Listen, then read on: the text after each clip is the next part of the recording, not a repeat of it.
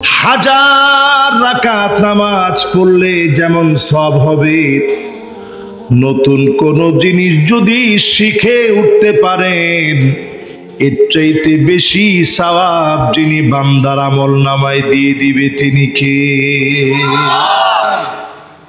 যতজন বসছেন এখানে, নতুন যদি একটা কথা আজকে আপনার এলেমে যোগ হয়, এই কথা আগে জিন্দেগিতে শুনিনি, এই মাহফিলে আইসা শুনছি, এই মন নিয়ে যদি আজকে বসতে পারেন, ওঠার আগেই 1000 রাকাতের চাইতে বেশি সওয়াব বান্দার আমলনামে আল্লাহ যোগ করে দিবে। কোন আল্লাহু আকবার।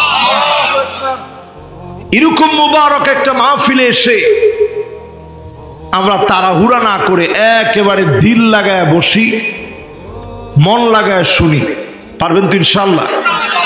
আমি খুব লম্বা ওয়াজ আপনাদেরকে করে আপনাদেরকে কষ্ট দেব না। 100 জন যুবক মিলে এই মাহফিলটার আয়োজন করে, 100-র উপরে। হুজুর আমারে বললেন আপনাদের এই এলাকার আলেম মাশাআল্লাহ মুন্সিগঞ্জে খেদমতে আছেন, তিনি বললেন আলহামদুলিল্লাহ আমরা অত্যন্ত আনন্দিত যে এলাকার যুবকেরা 100 জনের উপরে যুবক মিলে এই মাহফিলের ইন্তজাম করে, দিন রাত পরিশ্রম করে মাহফিলটা করে। বাদা আল ইসলামু গরীবান ওয়া সায়াউদু গরীবান তুবা লিল গুরাবা। ব্যতিক্রমদেরকে দিয়ে এই দুনিয়াতে ইসলাম বিজয়ী হয়েছে, আবার ব্যতিক্রমদেরকে দিয়ে বিজয়ী হবে। ব্যতিক্রমদের দিকে ইসলাম ফিরে যাবে। যেই যুবক নিজেকে ব্যতিক্রম বানাবে, এমন যুবকদের হাত ধরে যিনি ইসলামকে বিজয়ী বানায় দিবেন তিনি কে? যুগ জামানা পাল্টে দিতে চাই না অনেকজন, এক যুবকই আনতে পারে জাতির জাগরণ।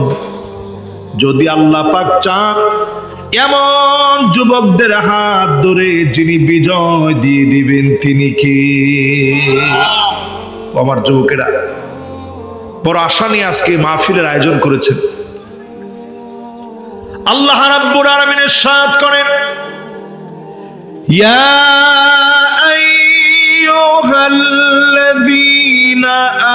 আমানুস্তাঈনু বিস-সাবরি ওয়াস-সালাহ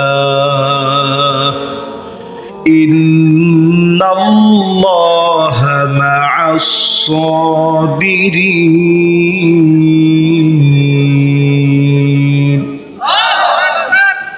ওহে ঈমানদারেরা, আল্লাহ রাব্বুল আলামিনের কাছে সাহায্য চাবে নামাজের মাধ্যমে, ধৈর্যের মাধ্যমে।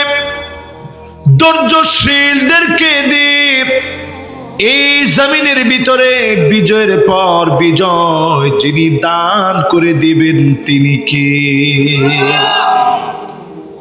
আজকে পৃথিবীর দিকে তাকায় দেখেন, এই তো কিছুদিন আগে মাত্র মায়ানমারে একটা প্রলয়ঙ্কারী ভূমিকম্প হয়ে গেছে, দেখছেন না আপনারা? আর কোন দেশে হয়েছে? থাইল্যান্ডে হয়েছে। এই মাহফিলে যতগুলো মিডিয়া আসছে, আমি মিডিয়ার দিকে তাকিয়ে বলতে চাই, আপনাদেরকে সাক্ষী রেখে, 1450 বছর আগে আল্লাহর নবী বলে গেলেন পূর্ব দিকে ভূমিকম্প হবে। তার মানে ভারতের ভিতরে ভূমিকম্প হবে। আওয়াজ করে বলেন কোথায়? বাংলাদেশে ভূমিকম্প হবে, শ্রীলঙ্কাতে ভূমিকম্প হবে, ভুটানে ভূমিকম্প হবে, মালদ্বীপে ভূমিকম্প হবে, সিঙ্গাপুর মালয়েশিয়াতে ভূমিকম্প হবে, উত্তর কোরিয়া দক্ষিণ কোরিয়াতে ভূমিকম্প হবে, জাপানের ভিতরে ভূমিকম্প হবে। সারা দুনিয়ার ভিতরে টক্কর লেগে যাবে। এই পূর্ব দিকের দেশগুলা আল্লাহ পাক সূচনা করায় দিলেন তাকায় দেখেন লস এঞ্জেলে দাও দাও করে আল্লাহ আগুন দিয়ে জ্বালিয়েছে। এরপরে আল্লাহ ভূমিকম্প দিলেন, সারা দুনিয়াকে মনে করায় দিচ্ছে আগামীর পৃথিবী মুসলমানদের পৃথিবী, ফিলিস্তিনের বিজয়ের পৃথিবী, ঠিক কিনা বলে? মানবতার পক্ষে যারা দাঁড়ায় না, মাজলুমদের পক্ষে যারা বলে না, রমাদান মাসে একের পর এক হামলা হয়েছে, জাতিসংঘ কোনো কথা বলে না, নতুন করে ইরানের মধ্যে হামলা চলছে। এই সময়টাতে একটু হিসাব করে নেবেন, ইউরোপের বিভিন্ন দেশের ভিতরে নানা বিপর্যয় হবে। এরপরে আল্লাহ রাব্বুল আলামিন মাজলুম মুসলমানদেরকে বিজয় দিবে। জোরে কোন আল্লাহু আকবার।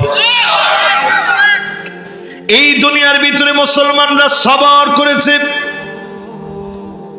সবর করতে করতে আজ পর্যন্ত এসেছে। নিজের ভূখণ্ডের ভিতরে ভালো সুপেয় পানি পর্যন্ত মুসলমান পায় না, সারি পর্যন্ত করতে পারে না। ছোট ছোট বাচ্চারা ঘাস চাবায়া খাচ্ছে, থুতু মেরে ফেলে দেয়, আবার খিদার যন্ত্রণায় খায়।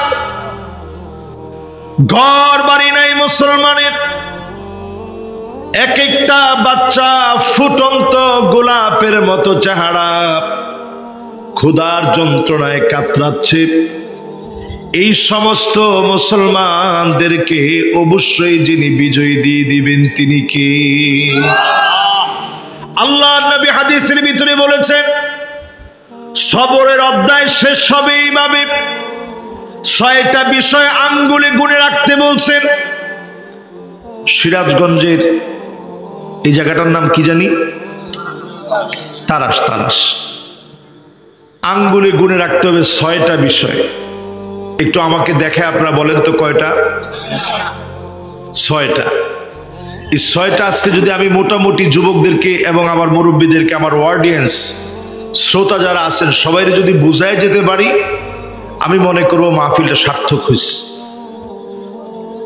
6টা বিষয় আঙ্গুলে গুণে রাখবেন।